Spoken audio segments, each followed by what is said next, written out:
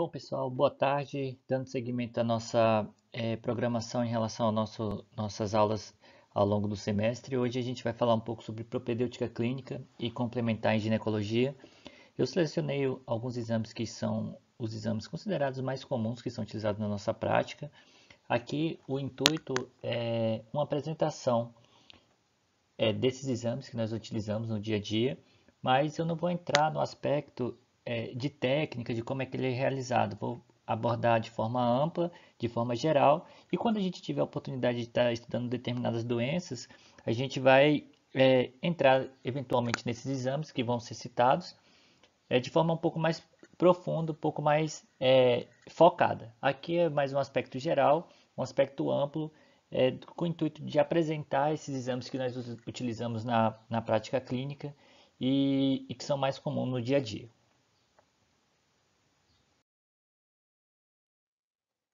Esse é nosso plano de aula. Vamos voltar um pouco sobre avaliação clínica e exame físico, que já foi falado na aula de anamnese e exame físico anteriormente, sobre os principais métodos de aquisição de imagem, ginecologia, e aí vai entrar, eu dividi aqui por grupos, né? Vamos falar sobre mamografia, ultrassom e ressonância de mamas.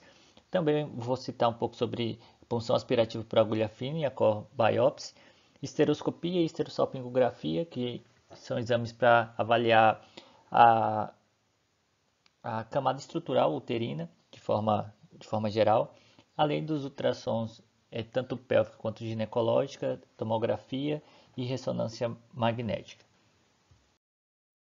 Então, esse slide aqui já foi apresentado na aula anterior sobre anamnese e exame físico. Antes da gente pensar em falar sobre exames, a gente tem que lembrar dessa paciente e como é que a gente vai chegar a um diagnóstico provável para fazer a solicitação do exame pertinente. Então, inicialmente, a gente vai fazer aquele basicão, que é a anamnese e exame físico. Avaliar a paciente, a sua queixa principal, qual a história patológica pregressa dessa paciente, se ela tem alguma alteração no exame físico, tem algum achado, como sangramentos, nódulos, se ela tem sintomas relacionados ao climatério, avaliar a questão social, financeira, habitacional, acesso à saúde, tudo isso que a gente já discutiu. Quando a gente engloba todas essas informações, a gente consegue, de forma mais eficaz e mais direcionada, solicitar o exame adequado para essa paciente. Então, temos que fazer uma anamnese direcionada, sempre muito detalhado, o exame físico adequado, para depois a gente avaliar se há ou não necessidade de solicitação de exames complementares. Então, lembrando sobre o exame físico, aquele exame físico geral, sempre na abordagem da paciente ginecológica, a gente tem que lembrar, como já foi debatido também na aula anterior, que o médico, às vezes o ginecologista, ou o médico que está atendendo no posto de saúde, a paciente vai ao consultório, talvez essa vai ser a única vez que ela vai ao ano. Então a gente tem que aproveitar e fazer essa avaliação global da paciente. Não ficar focado somente no aspecto ginecológico dela ou da queixa principal. Temos que abordar ela como um todo e isso vai impactar no nosso exame físico. Fazer essa avaliação geral, avaliação das mamas, do abdômen e avaliação da genitália. Aqui mais especificamente falando sobre a parte da ginecologia. Então, no exame físico, aqueles aspectos de sinais vitais, ver temperatura, ver peso, ver o IMC, avaliar a mucosa, se a paciente se apresenta normocorada, hipocorada, se tem sinais de icterícia, aquela avaliação ampla, como já foi extensamente debatido naquela nossa primeira aula de anamnese e exame físico. Com isso, a gente vai conseguir agariar informações que vai nos facilitar na nossa definição de hipótese diagnóstica e, consequentemente, se for necessário, vamos pedir exames adicionais a partir da nossa anamnese do nosso exame físico, que vai seguir de fio condutor para a solicitação de exames complementares. Aí eu queria começar falando sobre a avaliação inicial das mamas e dos exames complementares relacionados às mamas. Vamos abordar um pouco sobre ultrassom, mamografia, vou falar um pouquinho de ressonância e as avaliações através de avaliação histopatológica ou citológica. Aqui eu queria só dar uma ênfase que no nosso cronograma está previsto mais para frente falar um pouco sobre câncer de mama, alterações benignas da mama, e esses exames eventualmente retornarão. E aí a gente vai ter falar de forma mais ampla e mais específica sobre todos eles. Então, lembrando o nosso exame físico, né, também, voltando a dizer tudo que já foi debatido na nossa aula de anamnese de exame físico, vamos fazer aquele exame físico detalhado, examinar a fossa supra infraclavicular, palpar a cadeia linfonodal axilar, examinar as mamas, sempre muito atenciosamente para identificar alterações nodulares e, a partir daí, se encontrarmos alguma alteração, vamos partir para os exames. Então, o primeiro exame que eu selecionei aqui foi a mamografia. A mamografia, que é o exame utilizado para o rastreamento do câncer de mama, é o que mostra o exame que mostra com maior precisão a diminuição tanto de mortalidade quanto morbidade, quando utilizado no público e na idade correta.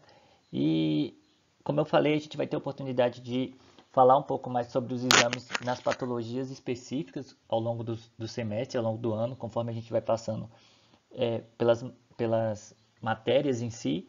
Então, quando a gente for falar sobre alterações benignas da mama, que eventualmente vamos falar um pouco de mamografia, ou quando for falar de câncer de mama, nós vamos voltar na mamografia e debater um pouco mais profundamente sobre o exame. Hoje eu vou dar uma introdução, como ele é realizado, e falar sobre a classificação, como a gente categoriza as lesões. Então, basicamente, a mamografia ela possui duas incidências, uma incidência médio-lateral oblíqua, que é essa imagem da esquerda, e uma incidência crânio-caudal. Aqui a gente divide a mama da seguinte forma. Aqui onde está o pontinho vermelho é onde fica localizado o mamilo. A gente traça uma linha em direção ao músculo peitoral maior, dividindo a mama ao meio. Tudo que for essa parte superior da mama vai ser considerado o quadrante superior. Tudo que for a parte inferior vai ser o quadrante inferior. E aqui na crânio-caudal a gente traça uma linha reta dividindo a mama ao meio também. Tudo que refere aqui a essa parte superior corresponde à parte lateral da mama e tudo que for a parte inferior corresponde à parte medial. A gente vai observar que as lesões elas podem ser descritas de diversas formas e existem as classificações que nós utilizamos para definir se essa mamografia é uma mamografia com achados benignos, se é uma mamografia sem achados, se é uma mamografia que tem achados suspeitos ou mesmo aquelas que a paciente já tem um diagnóstico confirmado de câncer de mama e está fazendo para ver, por exemplo, se houve uma resposta a um tratamento de neoadjuvância. Aqui são as recomendações pelo Ministério da Saúde, no qual ele define qual o melhor período para essas pacientes iniciar o rastreamento com a mamografia. Pelo Ministério da Saúde, ele recomenda que a mamografia se inicie a partir dos 50 anos, porque antes dos 50, o Ministério da Saúde considera que não há benefício, porque os possíveis danos superam os possíveis benefícios. Essas pacientes que iniciam mamografia antes dos 50 estão mais sujeitas a realizar mais punções, mais biópsias, fazer exames complementares com a maior frequência quando comparado às pacientes acima dos 50. Aqui só um asterisco que o Colégio Brasileiro de Radiologia, a FEBRASO a Sociedade Brasileira de Mastologia, eles recomendam que se inicie a mamografia a partir dos 40 anos.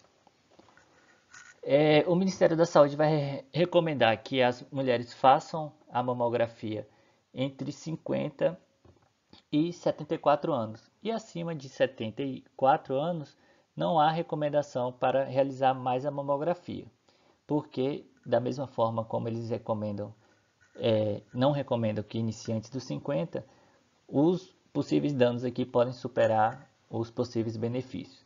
Então, pelo Ministério da Saúde, o rastreamento começa a partir dos 50 anos e vai até os 74, e a periodicidade que essa mamografia é realizada é a cada 2 anos. Não se recomenda que faça anualmente. Já as sociedades que eu citei anteriormente, elas já recomendam que façam a partir dos 40 e que se faça anual. Lógico que vai ter aqueles grupos que são particularidades, esse não é o intuito da aula, mas de forma geral, a mamografia no nosso país é realizada com esses critérios. E como é que é feito a avaliação dessa mamografia? Existe uma classificação, que é a classificação de Bihades, no qual foi realizada uma criação de uns parâmetros para você dizer se essa mamografia é uma mamografia normal, se é uma mamografia que tem achado suspeito, ou mesmo uma mamografia com sabidamente que a paciente tem câncer de mama, que está fazendo tratamento e está repetindo para ver a avaliação de resposta à quimioterapia. Então, basicamente, ela é dividida em 6 categorias. Ela vai da 0 à sexta categoria e a 4 tem 3 subcategorias. A categoria 0, o exame ele não foi capaz de avaliar corretamente a mama. Pode ser que seja uma mama muito densa, pode ser que foi observada uma lesão nodular e é sugerido fazer uma complementação, seja essa complementação com a própria mamografia, que pode ser através de compressão focal ou magnificação, pode ser com outros exames adicionais, como ultrassom ou ressonância. A categoria 1 é um exame que é considerado totalmente normal, que a paciente não tem nenhum tipo de alteração. A categoria 2 já são aquelas alterações que são alterações benignas, como calcificações grosseiras, como linfonodo intramamário. Então, é considerado um exame normal e a paciente pode fazer o rastreamento conforme as indicações. A categoria 3 são achados provavelmente benignos, que aqui existe a probabilidade desse tipo de alteração estar relacionado com câncer muito pequeno e a recomendação é fazer um rastreamento com intervalo menor e repetir com 6 meses. Já a classificação 4, como ela é subdividida em 3 categorias, conforme a sua categoria, existe um percentual maior de risco para aquela lesão estar relacionada com câncer de mama. O 4A é um risco baixo, o 4B é um risco moderado e o 4C é um alto risco. Aqui já tem indicação de fazer avaliação histopatológica da lesão. A categoria 5 é aquela lesão que é muito suspeita por um câncer de mama. E também da mesma forma existe a indicação de realização de biópsia. E a 6, como eu falei, são aquelas pacientes que já têm o diagnóstico comprovado do câncer ou às vezes está fazendo a mamografia para planejar a cirurgia ou mesmo aquelas que estão fazendo neoadjuvância para observar se houve uma regressão da lesão inicial. Outro exame muito importante que é utilizado na prática clínica é a ultrassom das mamas.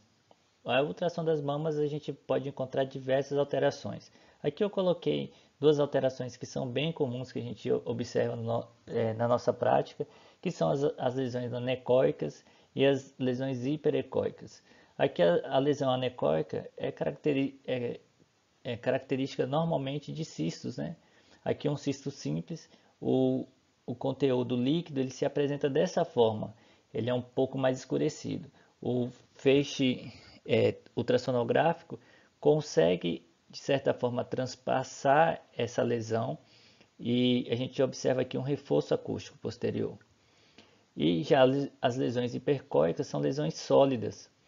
E essas lesões também eventualmente vão apresentar um reforço acústico ou mesmo uma sombra acústica posterior.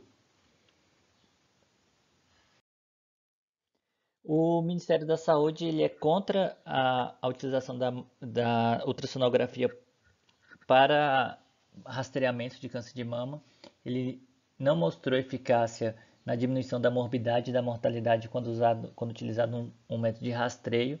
Nós utilizamos na prática clínica como um exame adjuvante, quando nós observamos alteração ao exame físico ou alguma alteração no exame mamográfico. A gente complementa o nosso exame, seja mamografia ou exame físico, com o método ultrassom, mas não utilizamos ele como um exame de rastreamento para a população em geral, aquelas pacientes assintomáticas, porque não existe comprovação que a ultrassonografia seja um método eficaz para diminuir morbidade e mortalidade.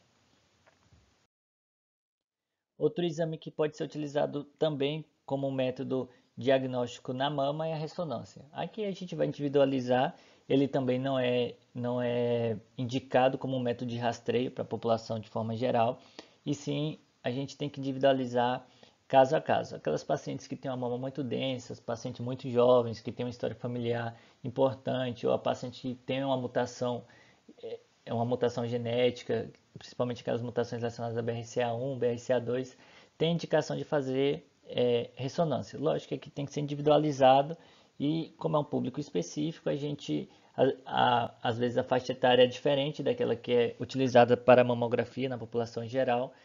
É muito individualizado, mas é um ótimo exame e nos fornece grandes informações para o diagnóstico de câncer de mama. Então, a gente falou um pouco sobre os principais exames que são utilizados do ponto de vista de imagem para diagnóstico de lesões mamárias e também tem os exames que são utilizados para a avaliação tanto da parte citológica ou da parte histológica das lesões mamárias também. E aí a gente tem dois grandes métodos que são amplamente utilizados, que é a punção aspirativa por agulha fina, a PAF, ou a corebiópsia. A PAF ela vai nos fornecer informações do ponto de vista citológico da lesão, é muito utilizado para aquelas lesões císticas, paciente que tem cisto de mama, às vezes grandes cistos que estão incomodando. A gente pode fazer essa punção e esvaziar esse cisto, mandar para análise laboratorial. Normalmente essas punções não tem uma grande quantidade celular. E a corebiópsia é um exame utilizado para avaliar o aspecto histológico, utilizando aqui naquelas pacientes que têm lesões sólidas, lesões suspeitas para câncer. A gente tira alguns fragmentos, normalmente são de 5 a 8 fragmentos que são retirados no procedimento, e a gente vai fazer a avaliação histológica dessa lesão para indicar o melhor tratamento. Se for uma lesão benigna, às vezes a paciente vai ser submetida a uma biópsia excisional. Se for uma lesão relacionada a um câncer de mama, alguns casos as pacientes vão ser submetidas a tratamento neoadjuvante com quimioterapia, outros casos vão ser submetidas à cirurgia direta. Ele é um bom método porque permite que você faça uma pequena punção na mama, né? E não deixe cicatriz, a paciente tem uma recuperação rápida, não precisa ficar internada. Então, ele é um excelente método, facilita o nosso atendimento no ambulatório, a paciente não precisa fazer preparação nenhuma, não precisa fazer jejum, e você consegue dar o diagnóstico igual como se você tivesse feito uma biópsia incisional e feito uma abertura aqui na pele. Então, terminamos a nossa primeira parte sobre avaliação e exames complementares. A primeira parte falando sobre as alterações que a gente encontra na mama e os principais exames que são utilizados, né, mamografia, ultrassom, ressonância. E agora a gente vai falar sobre a parte genital, para avaliação de útero, avaliação endometrial, avaliação de trompas, ovário. E aqui eu vou reforçar mais uma vez sobre o exame físico e sobre a anamnese. A gente tem que fazer uma anamnese bem detalhada para facilitar o nosso entendimento sobre aquela patologia que a paciente eventualmente vai apresentar e para nos orientar no nosso pedido de exame complementar. Então, a avaliação através da anamnese completa e do exame físico completo, para depois a gente pensar em um exame complementar e qual será esse melhor exame para a paciente realizar segundo a sua queixa. Então, dando seguimento aos exames complementares em ginecologia, a colpocitologia, um importante exame para rastreamento de câncer de colo uterino. Lá na mama a gente falou sobre a mamografia como método de rastreio para câncer de mama, aqui a colpocitologia para as lesões causadas sobretudo do HPV. Na nossa aula anterior de anamnese e exame físico eu falei sobre colpocitologia também. Aqui só para reforçar o material para nossa coleta, né, especo, escova endocervical, espátula de Aire. e os materiais que a gente usa normalmente para armazenar, né? Coletor, a lâmina onde vai aqui o material fixado, e às vezes a gente fixa com álcool 70 ou com fixador celular. É um importante exame, a gente utiliza com grande frequência na nossa prática, né? Faz parte da rotina ginecológica. Aqui a técnica, como eu já falei, só para relembrar vocês, né? Com a espátula diária a gente vai fazer o esfregaço da ectocervix, com a escova endocervical a gente vai fazer o esfregaço da endocervix. E aí vamos colocar lá na lâmina e enviar para a patologia para poder ter a avaliação celular dessas células, tanto do epitélio escamoso quanto do epitélio glandular. Aqui só demonstrando, essas imagens também vocês já viram no nosso aula anterior, a espátula de ar fazendo o esfregaço aqui da ectocervix e a escovinha endocervical da endocervix. Outro exame que a gente utiliza na nossa prática é a colposcopia. A colposcopia é um importante exame que vai nos auxiliar a encontrar alterações também relacionadas ao colo uterino, aquelas pacientes que têm alguma alteração no seu exame no preventivo, na colpocitologia, a gente lança a mão do colposcópio para visualizar essas lesões e, se houver, vamos fazer uma biópsia direcionada. O colposcópio ele é composto por essa, como se fosse um microscópio, né, e uma fonte de luz. A gente amplia o colo uterino e vamos fazer um teste, que é o teste de Schiller, onde a gente vai colocar o ácido acético e o Lugol no colo uterino e observar se vão surgir lesões acetobrancas ou mudança na coloração do colo uterino. Se houver mudança nessa característica do colo associada com a alteração colpocitológica que a gente fez anteriormente, essa paciente eventualmente vai ter indicação de fazer uma biópsia dirigida. Então, a colposcopia é um importante exame, ele é um exame que nos ajuda e nos direciona nessa avaliação complementar das lesões de colo uterino.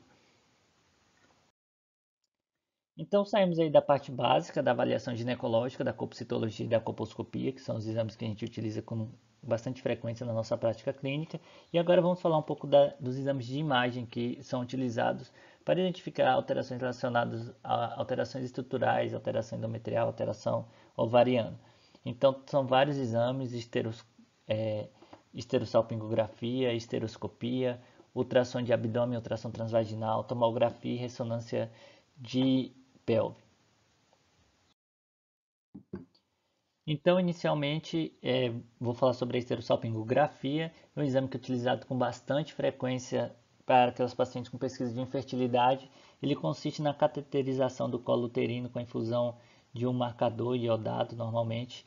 Esse marcador ele ocupa toda a cavidade endometrial, chegando até as trompas e extravasando para a pelve. Isso daqui a gente utiliza para ver se tem alguma alteração, tanto aqui na nossa camada endometrial, quanto também obstrução de trompas. Quando esse marcador cai aqui na cavidade pélvica, vai ser realizado um raio-x e a gente consegue identificar com precisão se as trompas estão obstruídas ou não, ou mesmo se houver alguma alteração estrutural dentro do endométrio. Então, inicialmente, vamos falar sobre a esterossalpingografia. Aqui a gente vai avaliar a forma, a cavidade uterina, ver se tem alguma alteração estrutural, pode ser que tenha algum pólipo ou mesmo algum mioma. Avaliar a pervidade do estado tubário. Normalmente ela é realizada entre o quinto e o 10º dia do ciclo. Endométrio muito proliferado não é um bom momento para realizar a esterossalpingografia, pode gerar confusão na nossa avaliação do exame e também a gente afasta a possibilidade de gestação nesse intervalo.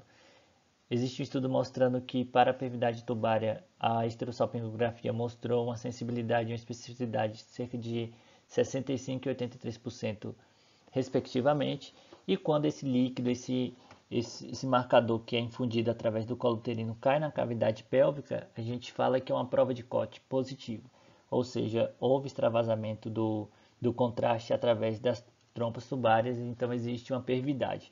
Quando esse líquido não cai dentro da cavidade pélvica, é uma prova de COT negativo. Aqui tem algumas imagens da esterossalpingografia, aqui mostrando uma esterossalpingografia com mioma submucoso, aqui uma sinéquia uterina e aqui uma obstrução tubária. A gente vê que o contraste não caiu aqui dentro da cavidade pélvica. Aqui uma mesma imagem mostrando também a esterossalpingografia, os ossos da pelve, né? Aqui o colo foi cateterizado, foi infundido o contraste, e você observa que o contraste não cai dentro da cavidade pélvica.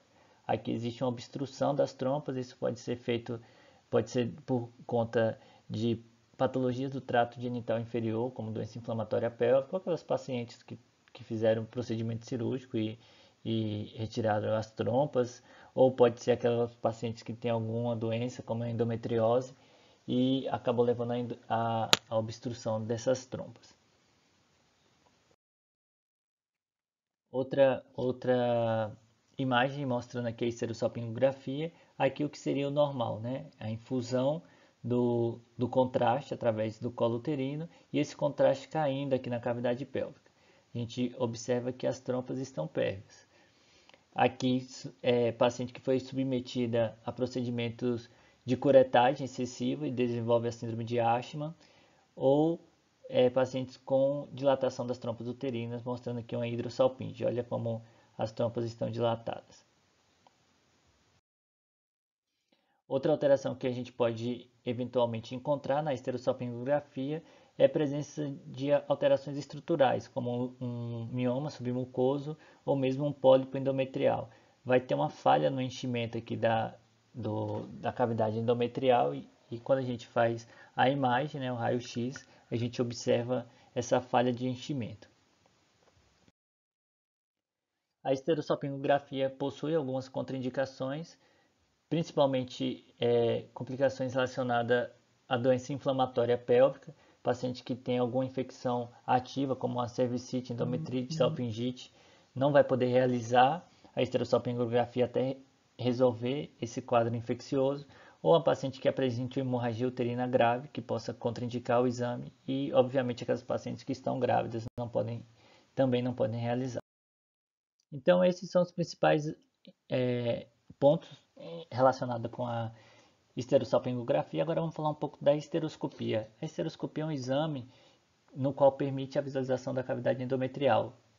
A gente faz uma cateterização também desse colo uterino e através de um aparelho acoplado a uma câmera a gente consegue ver lá dentro da cavidade endometrial se existe alguma alteração.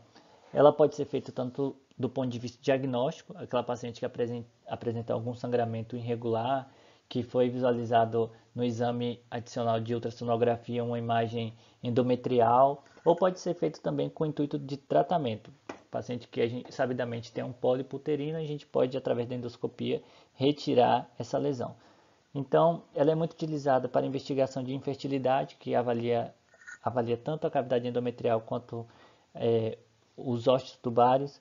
Aquelas pacientes que apresentam abortamentos espontâneos, que possam estar relacionados com alterações estruturais, com presença de pólipo, mioma submucoso, a esteroscopia é um bom exame para avaliação da cavidade endometrial, e também aquelas pacientes que apresentam sangramento uterino normal, pacientes que estão na pós-menopausa, que apresentam hiperplasia endometrial. A esteroscopia permite a avaliação desse endométrio e também fazer uma biópsia dirigida. E para tratamento, isso como eu falei, né, como a retirada de lesões submucosas, ou pode ser utilizado também para retirada de corpo estranho. O paciente às vezes coloca um DIU e aí o fiozinho do DIU some, foi cortado muito curto e não consegue ser retirado através da consulta ambulatorial. Então, a gente pode utilizar a esteroscopia, você cateteriza o colo, identifica o DIU e retira com o próprio esterosscópio. Existem também contraindicações para a realização da esteroscopia, bem semelhantes às que já foram faladas da esterossalpingografia. Contraindicação absoluta vai ser aquelas pacientes que apresentam infecção genital aguda ou recente que possa ser reativada, e também aquelas pacientes que apresentam sangramento uterino ativo quando estão sangrando de forma exacerbada, ou se existe suspeita de gestação, e também aquelas pacientes no qual foram submetidas a algum procedimento, como uma curetagem uterina e acabou acontecendo uma lesão na cavidade endometrial, uma perfuração uterina. Então, é uma contraindicação relativa para a realização da esteroscopia. Então, aqui basicamente é o material que é utilizado para esteroscopia. Existe uma haste para cateterizar o colo uterino, tem a parte da câmera, no qual a gente vai visualizar, e, se for necessário, as pinças, no qual podem ser realizada a retirada de lesões submucosas ou do corpo estranho, né? Aqui, como normalmente ela é feita, ela pode ser feita ou no ambiente hospitalar, ou às vezes em ambiente mesmo ambulatorial. No ambiente hospitalar vão ser aqueles casos que o paciente precisa fazer um tratamento. A gente vai fazer uma esteroscopia para retirada de um mioma, de um pólipo endometrial, então tem indicação de internação hospitalar. Mas também ela pode ser realizada de forma diagnóstica no ambulatório, mas aqui é só com o intuito de visualizar a cavidade endometrial. Aqui mostrando como é que é feita essa cateterização, a gente passa o espéculo com a pinça de Posey, a gente pinça a borda anterior do colo uterino, retifica esse útero e em alguns casos os pacientes têm que fazer a dilatação do colo uterino, né, para entrar a câmera endoscópica para a visualização da cavidade endometrial. Aqui seriam visões através da esteroscopia, o que é que a gente consegue ver dentro da cavidade endometrial. Então a gente cateterizou o colo uterino, entrou com a câmera endoscópica e a gente vai observar essa imagem aqui. Esse útero aqui é o que seria considerado útero normal. Essa parte um pouquinho mais escurecida aqui é o ósseo tubário. Ósseo tubário direito, ósseo tubário esquerdo, a cavidade endometrial sem nenhuma alteração. Aqui há uma cavidade endometrial com a presença de pólipo, uma sinéquia uterina, aqui mioma submucoso, paciente com sinais de adenomiose e um Mirena tópico, que é um DIU, né, o DIU de progestagem. Às vezes a paciente não conseguiu retirar, foi feita uma esteroscopia para a retirada desse Mirena. Aqui é a foto de outro DIU de cobre. Paciente que às vezes não consegue retirar esse DIU através da via ambulatorial normal, porque a corda sumiu, a cordinha que tem acoplada ao DIU. Então você faz a esteroscopia e através da esteroscopia você puxa esse DIU e retira de forma segura. Então estamos chegando na parte final da nossa aula. A gente falou sobre mamografia, sobre ultrassom, ressonância de mamas, punção aspirativa por agulha fina, core biopsy, isso tudo na avaliação complementar e de imagem das mamas. Depois falamos sobre colpocitologia, colposcopia, esterossalpingografia, esteroscopia, e agora vamos falar um pouco sobre ultrassom, sobre tomografia e ressonância, voltado para a parte ginecológica. Na ultrassonografia, a imagem que é obtida na tela ela é produzida por ondas sonoras que sofrem reflexão ao se encontrar a estrutura ser visualizada. Então, dependendo da nossa estrutura que a gente quer estudar, vamos ter diversas imagens e elas podem apresentar diversas características diferentes. Lesões císticas vão se apresentar com características mais anecoicas, lesões sólidas vai ser mais hiperecóica, enfim. Então, aqui falando sobre as características da imagem, né? Um material denso, como por exemplo um osso ou material sintético como um DIU, eles vão produzir ondas reflexivas de alta velocidade, que são chamadas de eco, e vão ser exibidas na tela de cor branca. Desculpa. Já o fluido, quando a gente se depara com lesões císticas, ele já é considerado uma lesão anecoica. Ele gera poucas ondas refletidas e aparece na tela como uma cor preta. E os tecidos com densidades médias, eles vão refletir diversos matizes de cinza e as imagens vão ser descritas como hipoecoicas ou hiperecóicas. É assim que são caracterizadas as lesões. Essa caracterização é utilizada tanto para as lesões encontradas em ovário, no útero, quanto também são utilizadas para as lesões da mama. Aqui a imagem do útero, e dentro do endométrio a gente vê uma haste, que seria um DIU, um dispositivo intrauterino, aqui uma lesão anecoica e uma lesão hipoecoica. Então, na parte ginecológica, a gente pode realizar o exame ultrassonográfico através da avaliação pélvica, uma sonda sobre o abdômen, ou uma avaliação endovaginal, que é uma sonda endocavitária, uma sonda específica, que a gente coloca através da vagina. A ultrassom endovaginal ele tem uma característica por estar numa proximidade mais íntima com os órgãos pélvicos, aqui, o útero, ovário, trompas. Eles fornecem imagens com uma melhor caracterização quando comparado com o exame pélvico. Mas a gente sabe que vai ter pacientes que não vão poder fazer exames ultrassonográfico através da via endovaginal, e tem a recomendação de fazer o exame através da via transabdominal. Então, o ultrassom normalmente é nosso exame de escolha para as pacientes que apresentam algumas alterações ginecológicas ou algum tipo de queixa. Ele é um exame seguro, com um baixo custo, é de fácil acesso quando comparado com exames como tomografia e ressonância, e permite identificação das principais patologias relacionadas ao útero, trompa e ovário, como mioma, adenomiose, alterações endometriais, endometriomas, lesões endometriais focais. Então, quando as pacientes procuram atendimento ginecológico que tem alguma queixa relacionada à parte pélvica, normalmente o exame de escolha é o ultrassom. Lógico que, individualizando caso a caso, alguns pacientes vão ter indicação de fazer ressonância para uma avaliação de uma lesão específica, mas de forma geral, o nosso exame de escolha inicialmente é o ultrassom. Dependendo da patologia que essa paciente vier a ter, a gente vai solicitar um exame complementar, como uma ressonância, uma tomografia, se for o caso. Então, só para exemplificar, aqui o ultrassom endovaginal, mostrando a alteração endometrial. Aqui a gente observa o útero, o contorno uterino. Essa imagem é um pouco mais esbranquiçada, que se refere ao endométrio. E aqui no fundo uterino a gente observa que tem um abaulamento. Isso corresponde a um leiomioma subseroso. Tem mais exemplos aqui. Aqui uma paciente com sinal de adenomiose.